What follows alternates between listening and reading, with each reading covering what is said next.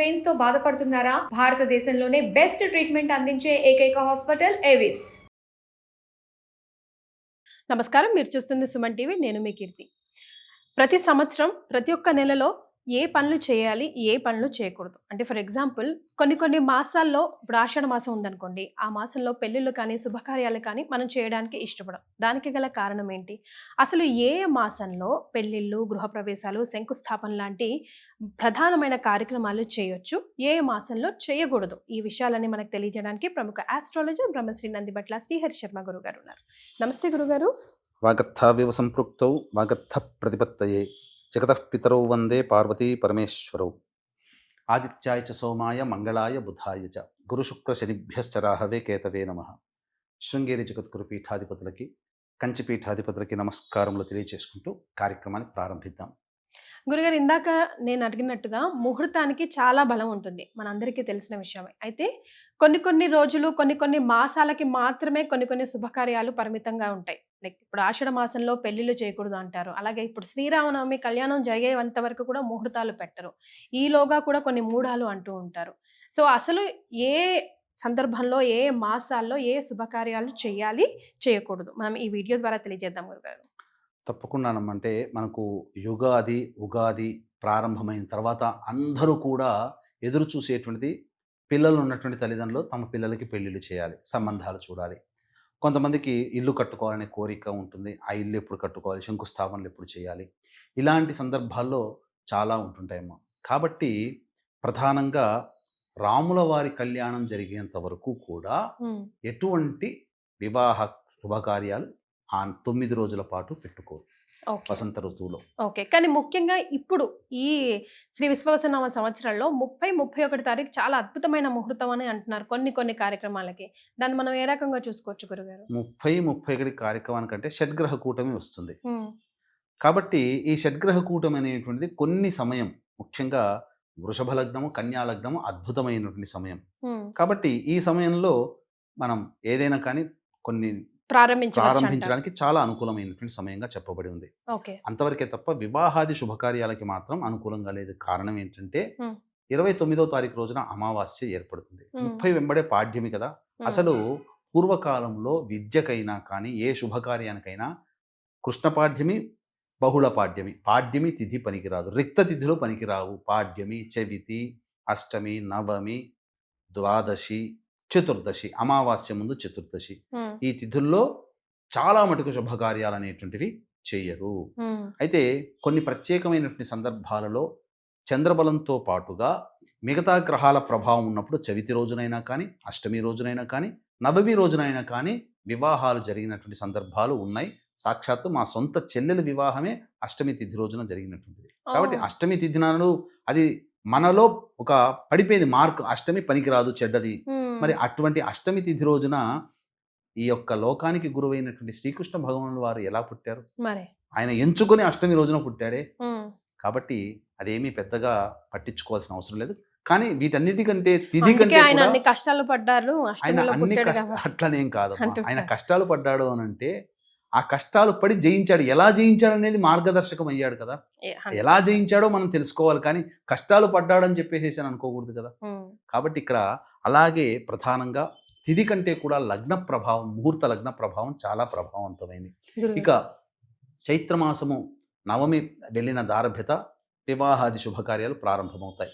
ముఖ్యంగా ఏ మాసంలోనైనా కానీ మూఢములు అనేటువంటివి ఉన్నప్పుడు ముహూర్తాలు చెయ్యరు. అయితే ఇక మూఢములు అంటే ఏంటి గురుగారు? అసలు మూఢములు అంటే ప్రతి గ్రహానికి మూఢమి వస్తుంది. రవితో అంటే ఇప్పుడు మీకు ఒక సంబంధించినటువంటి రవి గ్రహానికి ఏ గ్రహం దగ్గరగా ఉంటుందో ఆ గ్రహానికి సంబంధించినటువంటిది బలం కోల్పోతుంది. ఇప్పుడు సింపుల్ గా చెప్పాలి అని అంటే రవి రాజు లాంటి వాడు. రవిగ్రహానికి దగ్గరగా ఏ గ్రహం అయితే వస్తుందో ఆ యొక్క గ్రహం యొక్క ప్రభావం అంతా లాగేసుకుంటాడు. ఇప్పుడు సింపుల్ గా ఇవ్వాల్సిన రిజల్ట్ ఇవ్వడు.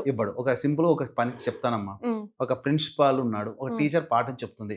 ప్రిన్సిపాల్ వచ్చి స్టూడెంట్స్ పక్కన కూర్చుంటే ఆ టీచర్ పాఠాలు సరిగ్గా చెప్తుందా? చెప్పలేదు.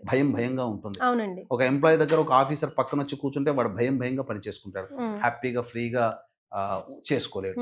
అలాగే గ్రహంలో రాజైనటువంటి రవిగ్రహానికి దగ్గరగా ఏ గ్రహం వెళుతుందో ఆ గ్రహ ప్రభావం కోల్పోతుంది. ఈ యొక్క మూఢమి అనేటువంటిది ప్రతి గ్రహానికి ఉంటుంది. ఓకే. బుధుడు కూడా మూఢమిలోకి వెళ్ళిపోతాడు. దీన్నే మనం అస్తంగతం అని అంటాం. అయితే దీనికి సంబంధించి నైసర్గిక శుభగ్రహాలైనటువంటి గురువు మరియు శుక్రుడు మూఢమి పొందినప్పుడు అనగా అస్తంగతం పొందినప్పుడు ఆ యొక్క ప్రభావం అనేటువంటిది ఉండడం వల్ల శుభకార్యాలు చేసుకోరు. శుభకరులు గురువు శుక్రుడు. శుక్రుడు అంటే దాంపత్యానికి కారకుడు, అలాగే వివాహానికి కారకుడు. గురువు అంటే ధనానికి కారకుడు, సమస్త విధ శుభాలకి కారకుడు. అటువంటి యోగగ్రహాలు కూడా బలీయంగా లేకుండా ఉన్నటువంటి సందర్భం కొన్ని రోజులు ఉంటాయి. కాబట్టి ఆ రోజుల్లో వివాహాది శుభకార్యాలు కేవలం వివాహమే కాదు ఏ పని చేయలేదు. ఇప్పుడు సంబంధించి ఉగాది వరకు అనగా 29వ తారీఖు వరకు శుక్రమూఢం ఉంది. కాబట్టి ఎటువంటి శుభకార్యాలు చేయడానికి వీలు లేదు. ఓకే. ఇక తదనంతరం చైత్రమాసం అయిపోతుంది. వైశాఖ మాసంలో ఏ మాసంలోనైనా మూఢములు పనికిరావు. జ్యేష్ఠ మాసంకి వచ్చేసేసరికి చాలా మంది ఇంట్లో పెద్ద ఉన్నటువంటి అనగా కుటుంబ పెద్ద అనగా పిల్లలో పెద్ద మగవాడు, అమ్మాయిల్లో పెద్ద అమ్మాయి జ్యేష్ఠ మాసం. ఈ 3 జ్యేష్ఠలు వివాహానికి పనికిరావు. జ్యేష్ఠ మాసంలో అబ్బాయి మన కుటుంబంలో పెద్దగా పుట్టినటువంటి అబ్బాయి, చిన్నగా పుట్టినటువంటి అమ్మాయి 2 జ్యేష్ఠలు వస్తాయి. జ్యేష్ఠ మాసము, జ్యేష్ఠము, జ్యేష్ఠ కుమారుడు లేదా జ్యేష్ఠ కుమార్తె 2 జ్యేష్ఠలు పనికిరావు. కానీ ఇరువురి దంపతుల విషయంలో వివాహం చేసుకునేటువంటి అబ్బాయి అమ్మాయి యొక్క నక్షత్రాలలో జ్యేష్ఠ నక్షత్రం ఒకటై ఉండి ఈ అబ్బాయిలో అమ్మాయిలో ఎవరైనా పెద్దవాళ్ళు అయి ఉంటే ప్లస్ జ్యేష్ఠ మాసంలో పెళ్లి చేయకూడదు. త్రిజ్యేష్ఠ అంటారు, చతుర్జ్యేష్ఠ అని కూడా అంటుంటారు.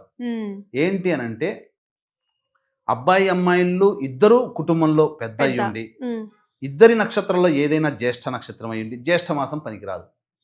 అంతేకాకుండా 3 పెద్దవాళ్ళు అయ్యుండి ఎవరి నక్షత్రమైనా జ్యేష్ఠ అంటే అసలు వివాహమే పనికిరాదు. ఏ మాసంలోనైనా కానీ చేయకూడదు. త్రిజ్యేష్ఠ పనికిరాదు అని అంటారు. ఇక జ్యేష్ఠ మాసం అయిపోయింది. ఆషాఢ మాసం. ఆషాఢ మాసంలో ఎటువంటి శుభకార్యాలు చెయ్యకూడదు కూడా. అది సందర్భంగా.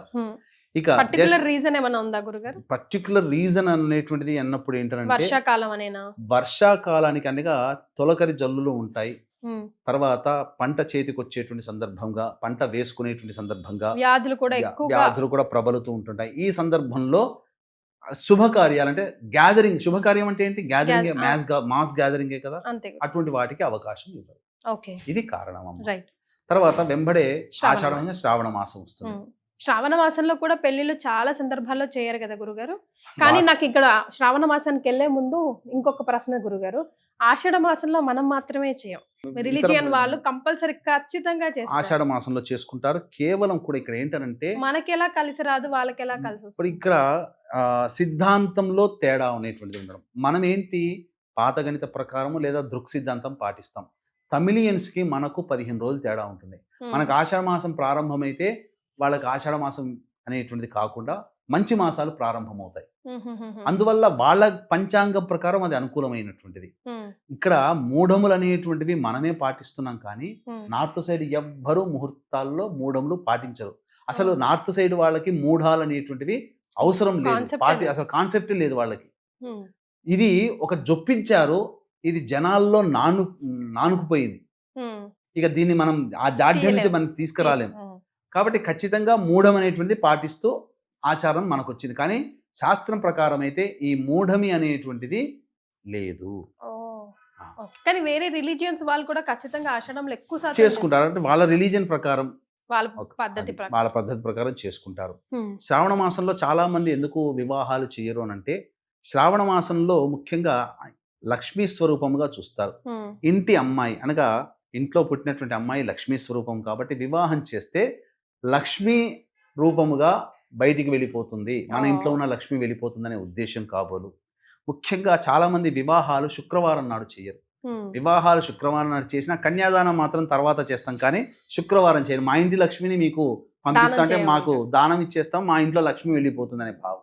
అది కొంత ఆచారంగా అంటే కంటే కూడా నమ్మకంగా మనం దాన్ని పాటించవచ్చు. కానీ సోమ మంగళవారం కూడా అసలు చేయరు కదా గురుగారు. మంగళవారం అంటే ఓకే, కానీ మళ్ళీ కూడా సోమవారం నాడు వివాహానికి పనికిరాదు. అసలు వివాహ సంబంధమైనటువంటి విషయాలు చర్చ కూడా చేయకూడదని నారదుల వారు మనకు చెప్పినటువంటి సందర్భం. నారద సంహితలో ఖచ్చితంగా చెప్పబడి ఉంది. అందుకనే గుంటూరు కృష్ణా జిల్లా ప్రాంత వాస్తవ్యులు ఎవ్వరూ కూడా సోమవారం పెళ్లి చూపులు కానీ, సోమవారం నాడు వివాహాది కార్యక్రమాలు కానీ, అసలు వివాహం ముచ్చట్లే తీసుకురారు సోమవారం రోజున. అది చెప్పబడి ఉంది. ఇక శ్రావణం అయిపోయింది. భాద్రపద మాసం ఎలాగో ముహూర్తాలలో పితృదేవతల్ని ఆరాధించుకునేటువంటి మాసంగా భాద్రపద మాసం, వెంబడే ఆశ్వీజ మాసం. కాబట్టి ఆశ్వీజ మాసం, కార్తీక మాసంలో కూడా కొంతమంది వివాహాలు చేసుకోరు. కారణం ఏంటంటే అది ఆది దంపతులైన పార్వతీ పరమేశ్వరులకు సంబంధించినటువంటి మాసముగా చెప్పబడి ఉంది. ముఖ్యంగా కార్తీక మాసంకి వచ్చేసేసరికి ప్రధానంగా కొంత భాగము ఈ యొక్క రవి కూడా బలహీనుడై ఉంటాడు, అందుకని చేసుకోరు. కార్తీకమైన తర్వాత మార్గశిర మాసం కూడా చెప్పబడి ఉంది. మార్గశిర మాసంలో చేసుకోవచ్చమ్మా. మరి ధనుర్మాసంలో కూడా కొంతమంది ఏ శుభకార్యాలు కూడా ముఖ్యంగా పెద్ద పెద్ద శుభకార్యాలు, పెళ్లిళ్ళు, గృహప్రవేశాలు చేయకూడదు అంటారు గురుగారు. వాస్తవమ్మా, ఇది తమిళనాడు సాంప్రదాయం ప్రకారం ఉన్నటువంటిదే తప్ప మన సాంప్రదాయం కాదు. రవి ధనుస్సు రాశిలో ఉన్నటువంటి సందర్భంగా అది ధనుర్మాసమైంది. మీకున్నటువంటి 12 మాసాల్లో చైత్ర, వైశాఖ, జ్యేష్ఠ, ఆషాఢ, శ్రావణ, భాద్రపద, ఆశ్వీజ, కార్తీక, మార్గశిర, పుష్య, మాఘ, పాల్గొన, ఈ యొక్క 12 మాసాల్లో ఎక్కడ ధనుర్మాసం అని ఉందా? లేదు. ఈ ధనుర్మాసం అనేటువంటిది కేవలం తమిళియన్ సంప్రదాయం ప్రకారంగా గోదాదేవి ఈ ధనుర్మాసం అంతా రవి ధనుస్సు రాశిలో ప్రవేశం చేసిన దారభ్యత, ధనుస్సు నుంచి మకర రాశిలోకి ప్రవేశం చేసే సందర్భం వరకు కూడా ఆ గోవిందుణ్ణి స్తుతిస్తూ ఒక్కొక్క రోజు ఒక్కొక్క పాశురం చెప్పుకొని మకరంలో ప్రవేశించిన సందర్భంలో అప్పుడు వివాహం చేసుకుంది. అనగా సంక్రాంతి రోజున గోదాదేవి కళ్యాణం చేస్తారు. ఇది కారణం. కాబట్టి అది అక్కడ ఆ ప్రాంత వాస్తవ్యులు చేసుకోరు. కానీ ఆ జాఢ్యం కూడా మనలోకి వచ్చింది. రాహుకాలం మనకు లేదు, తమిళన్స్ పాటిస్తారు, కానీ ఆ జాఢ్యం మనకు కూడా ఉంది. అదే జాఢ్యం మళ్ళీ మనకు ఈ ధనుర్మాసం అని కొత్తగా వచ్చి ఆ ధనుర్మాసంలో కూడా వివాహాలు చెయ్యరు అని చెప్పి అని అంటుంటారు. కానీ ధనుర్మాసం అనేది ఎక్కడా ఒక మాసం కింద లెక్క కట్టాల్సిన అవసరం లేదు. మామూలు విషయంగానే మార్గశిర మాసంలో చేసుకోవచ్చు. కాకపోతే ఎందుకు మన వాళ్ళు కన్ఫ్యూజ్ అయ్యారంటే ఈ ధనుర్మాసంలోనే వాళ్ళు చెప్పుకునే ధనుర్మాసంలోనే పుష్యమాసం కూడా కలుస్తుంది. మార్గశిర మాసం అయిపోయి పుష్యమాసం కొన్ని రోజులు ఉండంగా ధనుర్మాసం ఉంటుంది. పుష్యమాసంలో మన వాళ్ళు వివాహాది శుభకార్యాలు చెయ్యరు కాబట్టి గుడ్డిగా ధనుర్మాసంలో శుభకార్యాలు ఉండవని చెప్పడం జరుగుతుంది. ఇక ఎలాగో మాఘమాసంలో కూడా వివాహాది శుభకార్యాలు ఉంటాయి. ఆఖరిది ఫాల్గుణ మాసం. ఫాల్గుణ మాసంలో కూడా శుభకార్యాలు చేయకూడదు అంటారు కదా గురుగారు. వాస్తవం. మనకు సృష్టి ఆది మూలంగా మనం చూసుకుంటే ఫాల్గుణ మాసం వివాహానికి శుభకార్యముగా, శుభమైన మాసముగా చెప్పబడలేదు. కారణం ఏంటంటే ఫాల్గుణ పౌర్ణమి రోజున మన్మధుడు మరణించినటువంటి రోజు. మన్మధుడు అంటే ఎవరు? సింపుల్ గా చెప్పాలి, మనం చెప్పుకోవాలంటే లవ్ అండ్ అఫెక్షన్ ఇద్దరు దంపతుల మధ్యన కలిగించేటువంటి వ్యక్తి అని చెప్పవచ్చు. ఒక శుభమా అంటూ పెళ్లి చేసుకొని నవదంపతులుగా మారుతున్నటువంటి సందర్భంలో ఈ ఫాల్గుణ మాసంలో మన్మధుడు లేనటువంటి మాసముగా చెప్పబడింది. కాబట్టి మన్మధుడు అంటేనే దాంపత్యానికి సూచిక. కాబట్టి అటువంటి దాంపత్యాన్ని ఇచ్చే మన్మధుడే మరణించినటువంటి మాసముగా ఈ ఫాల్గుణ మాసంలో వివాహాది శుభకార్యాలు చేయకూడదు. కానీ ఆ దార్భ్యత ఎలా కొన్ని రోజులు కుచించుకుపోయి వచ్చిందంటే ఫాల్గుణ పౌర్ణమి ముందు 10 రోజులు, తర్వాత 10 రోజులు పనికిరావు అని చెప్పుకుంటూ వచ్చారు. అది ఆచారాన్ని పాటించారు. కాలక్రమేణా ఇంకా కుచించుకుపోయి ఫాల్గుణ పౌర్ణమికి ముందు 7 రోజులు, తర్వాత 7 రోజులు వివాహాలు చేసుకునేవాళ్ళు కాదు. ఇంకా అది కుచించుకుపోయి ఫాల్గుణ మాసం కంటే ముందు 3 రోజులు, ఫాల్గుణ పౌర్ణమి కంటే ముందు 3 రోజులు, ఫాల్గుణ పౌర్ణమి తర్వాత 3 రోజులు వివాహాది శుభకార్యాలు చేసుకునేవాళ్ళు కాదు. కానీ ఇప్పుడు ఫాల్గుణ పౌర్ణమి రోజు కూడా వివాహ ముహూర్తాలు ముహూర్తాల వల్ల చేసుకోవాల్సిన కర్మ ఇప్పుడు కొంతమందికి వస్తుంది.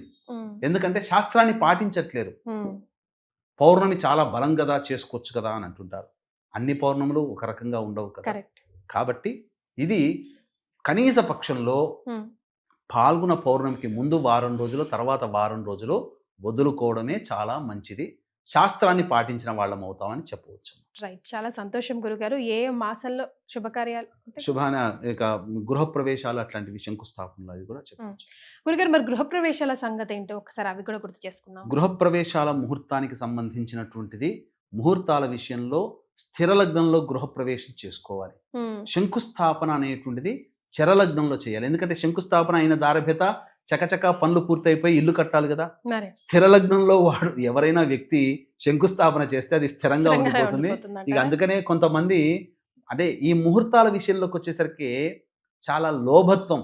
అప్పుల అప్పారావు సినిమా చూశారు కదా, లోభి అయినటువంటి కోటేశ్వరరావు క్యారెక్టర్ ఎలా ఉంటది, అలాంటి క్యారెక్టర్ బయటకు వస్తుంది ముహూర్తాలు చూసుకునేసరికి. అంటే ఎక్కువ శాతం ఏదో సినిమాలో రెమో అనే వస్తాడు చూడండి, విక్రమ్ సినిమా ఏదో ఉంది కదా, ఆ సినిమాలో అపరిచితుడు లాగా వాళ్ళలో దాగి ఉన్నటువంటి లోభి ఈ ముహూర్తాల విషయంలోకి, ముహూర్తం పెట్టించుకునే విషయంలో చక్కటి వాళ్ళని సంప్రదించకుండా తూతూ మంత్రంగా పెట్టేటువంటి పెట్టుడు ముహూర్తాల వాళ్ళ దగ్గరికి వెళ్ళిపోయి 100-200 ఇస్తే ముహూర్తం పెట్టేస్తారు కదా అని ఆ 200కే గొప్పగా డబ్బులు మనం పెట్టాం ముహూర్తానికి అని సంతోషపడుతూ నేను చాలా సేవ్ చేసుకున్నాను డబ్బుల్ని ముహూర్తాల విషయంలో అని చెప్పి పాపం మానవుడు మనుష్యుడు అలా తన యొక్క సేవింగ్స్ని ఇక్కడ చేసుకున్నాను అని చెప్పేసి ఆనందపడిపోతుంటాడు.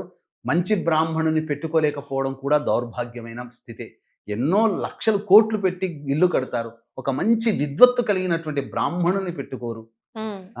ముహూర్తాల విషయంలో ఒక మంచి పండితుడి దగ్గరికి వెళ్ళి చక్కటి ముహూర్తాన్ని పెట్టుకోరు, ఆనందంగా జీవించాల్సినటువంటి ముహూర్తం పెట్టుకోరు. కొంతమంది హస్త నక్షత్రంలో పెడతారు గృహప్రవేశ ముహూర్తం, హస్తం పరహస్తగతం. అందుకనే హస్త నక్షత్రంలో గృహప్రవేశం చేసుకున్నటువంటి దారభ్యత చోర భయము అని కలుగుతుందని శాస్త్రం చెబుతుంది. చోర భయం అంటే దొంగలు ఎత్తుకెళ్తారు అని. ఇంటిని ఏం దొంగలు ఎత్తుకెళ్లరుగా, ఇల్లు అక్కడే ఉంటుంది. కానీ పాపం అందరూ కూడా లోన్లు తెచ్చుకొని కట్టుకుంటారు. కొంతకాలానికి ఆ నక్షత్ర ముహూర్త ప్రభావం వల్ల ఆ ఈఎంఐలు కట్టుకోలేనటువంటి పరిస్థితి రావడం వల్ల ఏం జరుగుతుంది, ఆఫీసర్లు ఆ ఇంటిని జప్తు చేసుకుంటారు, వాళ్ళు తస్కరించుకుంటారు, వాళ్ళ పరం చేసుకుంటారు.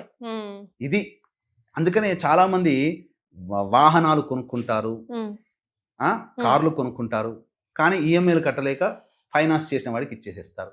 ఎందుకంటే ముహూర్తం సరిగ్గా, అన్నిటికీ ముహూర్తం ఉండాలి. ఇంకొక ముహూర్తానికి అద్భుతమైనటువంటి తార్కాణం చెప్పమంటారా, హరిహర బుక్కరాయిలో వీళ్ళందరూ కూడా ఈ భారతదేశంలో సనాతన ధర్మం ఉండాలి, మొఘల్స్ ముస్లిం పాలకుల యొక్క దౌర్భాగ్యమైనటువంటి దీనస్థితి నుంచి బయటపడాలి, ఒక మంచి ముహూర్తం పెట్టండి అయ్యా అని చెప్పి ఆనాటి శృంగేరి పీఠాధిపతి అయినటువంటి విద్యారణ్య స్వాముల వారు, మన తెలుగువాడు, మహబూబ్ నగర్లో పుట్టాడు, గర్వించదగినటువంటి పీఠాధిపతి. ఆయన ముహూర్తం పెట్టినప్పుడు అప్పట్లో వాచులు లేవు కాబట్టి ముహూర్తం మాకేదో తెలియదు కదా, మంచి ముహూర్తం మీరు పెట్టండి, మీరు ఎలా సూచిస్తారు అని అంటే ఆ ముహూర్త సమయానికి నేను వస్తూ నేను శంఖానాదం చేసుకుంటూ వస్తానని చెప్పాడు. అదే ముహూర్తం పెట్టండి అని అన్నారు. కానీ అదే సందర్భంలో విశ్వబ్రాహ్మణుల యొక్క సంబంధించినటువంటి ఒకళ్ళు ఊరేగుతూ వెళుతూ ఉండి శంఖానాదం చేసుకుంటూ వస్తుంటారు. గురువు గారే వస్తున్నారు కదా అని చెప్పి రాజ్యస్థాపన ముహూర్తం పెడతారు. అయిపోయి అందరూ సంతోషంగా శంకుస్థాపన అయిపోయింది అనుకుని కొన్ని క్షణాలకే మళ్ళీ శంఖనాదం వినబడుతుంది. అప్పుడు విద్యారణ్య స్వాముల వారు వస్తారు. పెట్టారంటే ఇప్పుడు వస్తున్నారంటే అంతకుముందే మీరు శంఖనాదం చేశారు కదా అని అంటే అప్పుడు దివ్య దృష్టితో చూస్తాడు. ఎవరో విశ్వబ్రాహ్మణుల వారు వాళ్ళు ఆర్భాటంగా వెళుతూ శంఖనాదం చేసుకుంటూ వెళ్ళారు, ఇది కదా, దీని ప్రభావం వల్ల కేవలం 400 సంవత్సరాలు మాత్రమే రాజ్యం చేస్తారయ్యా మీ వంశం వాళ్ళు, కానీ ఒక గొప్ప యోధుడు మాత్రం పుడతాడు, వంశానికి వన్నె తీసుకుని వస్తాడు, 400 సంవత్సరాల తర్వాత ఇది పరహస్తగతం అయిపోతుంది అని చెప్పి విద్యారణ్య స్వాముల వారు చెప్పగానే దానికి తగ్గట్టుగానే 400 సంవత్సరాలు రాయలవారి వంశం పరిపాలిస్తారు. తదనంతరం ఫ్రెంచ్, డచ్, బ్రిటిషర్సు, మొఘల్సు వీళ్ళందరూ తయారయ్యారు, మన భారతదేశాన్ని నాశనం చేశారు. అది జరిగింది. కానీ శ్రీకృష్ణదేవరాయ లాంటి గొప్ప యోధుడు వంశానికి వన్నె తెచ్చేవాడు వాళ్ళ వంశంలో పుట్టాడు, చెప్పిన వాక్కు ప్రభావం వల్ల. కాబట్టి ఇది ముహూర్తానికి బలముంది అని చెప్పడానికి ఇది ఒక్కటి తార్కాణం చాలు. ఇది హిస్టరీ, ఎప్పుడో యుగాల కింద జరగలేదు, 100 సంవత్సరాల కింద జరిగింది. ఇది అందరికీ తెలిసింది. చాలా సంతోషం గురుగారు. అసలు ఈ సంవత్సరం అనే కాదు, ఇన్ జనరల్లో కూడా శుభకార్యాలు ఏ మాసంలో చేయాలి, చేయకూడదు, వీడియో ద్వారా మనం సుమన్ టీవీ ప్రేక్షకులకి అందించాం. ధన్యవాదాలు. సర్వం శ్రీ ఉమామహేశ్వర పరబ్రహ్మార్పణమస్తు.